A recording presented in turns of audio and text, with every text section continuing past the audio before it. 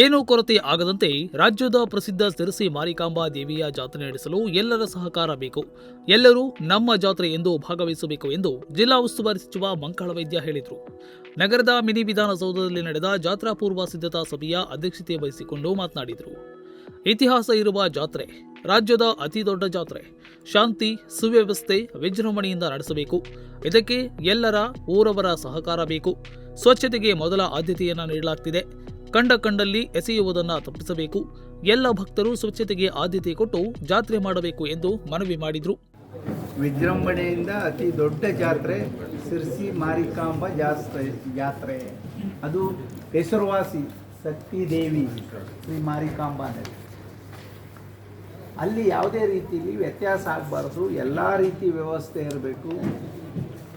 ಊಟ, ನೀರು ಅಥವಾ ವ್ಯವಸ್ಥೆ ಏನು ಬೇಕು ಎಲ್ಲ ರೀತಿಯಲ್ಲಿ, ಶೌಚಾಲಯ ಇರ್ಬೋದು, ಅದೆಲ್ಲದಕ್ಕೂ ಈಗ ನಾವು ಒಂದು ಕ್ರಮ ತಗೊಂಡಿದ್ದೇವೆ. ಜನ ಎಷ್ಟು ಬರ್ತಾರೆ ಏನು ಅಂತೇಳಿ ಗೊತ್ತಿಲ್ಲ. ಆದರೂ ನಾವು ವರ್ಷದಿಂದ ವರ್ಷಕ್ಕೆ ಜಾಸ್ತಿ ಆಗ್ತದೆ ಬಿಟ್ಟರೆ ಕಡಿಮೆ ಆಗೋದಿಲ್ಲ.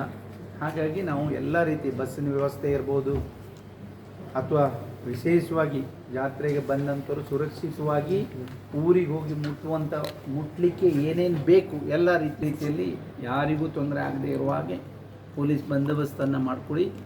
ಮತ್ತು ಶಾಸಕರು ವಿಶೇಷವಾಗಿ ಅವರು ಎಲ್ಲ ಏನು ಬೇಕು, ರೋಡ್ಗಿರ್ಬೋದು, ಕುಡಿಯೋ ನೀರಿಗಿರ್ಬೋದು ಅಥವಾ ಜಾತ್ರೆಗೆ ಸಂಬಂಧಪಟ್ಟ ಎಲ್ಲ ರೀತಿಯ ಸಹಾಯ ಸಹಕಾರ ಮಾಡಿದ್ದಾರೆ. ಸರ್ಕಾರದಿಂದ ಏನು ವಿಶೇಷ ಅನುದಾನ ಅಂತಾರೆ.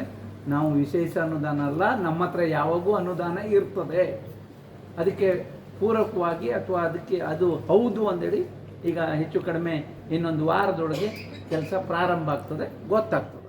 ಶಾಸಕ ಭೀಮಣ್ಣ ನಾಯ್ಕ ಮಾತನಾಡಿ, ದಕ್ಷಿಣ ಭಾರತದ ದೊಡ್ಡ ಜಾತ್ರೆ, ಸಕಲ ವ್ಯವಸ್ಥೆ ಆಯೋಜಿಸಲಾಗಿದೆ. ಈವರೆಗೆ ಜಾತ್ರೆ ನಡೆದಂತೆ ಮುಂದೆಯೂ ಕೂಡ ಶಾಂತಿಯುತವಾಗಿ ನಡೆಯಲು ಎಲ್ಲರ ಸಹಕಾರ ಬೇಕು. ಕುಡಿಯುವ ನೀರು, ಸ್ವಚ್ಛತೆಗೆ ಆದ್ಯತೆ ನೀಡಲಾಗುತ್ತಿದೆ. ಕೆಂಗ್ರೆ, ಮಾರಿಗದ್ದೆ ನೀರಿನ ಹರಿವು ಒತ್ತಡ ಕಡಿಮೆ ಆದಂತೆ ನಿಲ್ಲಿಸಲಾಗುತ್ತಿದೆ ಎಂದು ಹೇಳಿದರು. ಮಾರಿಕಮ್ಮ ಜಾತ್ರೆ ವ್ಯಾಪ್ತಿಯಲ್ಲಿ ಇರ್ತಕ್ಕಂಥ ಎಲ್ಲ ರಸ್ತೆಗಳು ಕೂಡ ಅದು ಡಾಂಬರೀಕರಣ ಆಗಿ ಎಲ್ಲ ಚೆನ್ನಾಗುತ್ತೆ. ಅದು ಯಾವುದೂ ಇಲ್ಲ. ಒಂದು ಎರಡನೇದು, ಈಗಾಗಲೇ ನಾವು ನಿನ್ನೆ ಹೇಳಿದ ಶೌಚಾಲಯದ ಬಗ್ಗೆ ಮತ್ತು ಹೆಚ್ಚಿನ ಶೌಚಾಲಯದ ಬಗ್ಗೆ ಮಾಡೋದ್ರ ಬಗ್ಗೆ ಈಗಾಗಲೇ ನಾವು ಮಾತನಾಡಿದ್ವಿ. ಮೀಟಿಂಗಲ್ಲಿ ಅದನ್ನು ತೀರ್ಮಾನ ಆಗಲಾಗ್ತದೆ.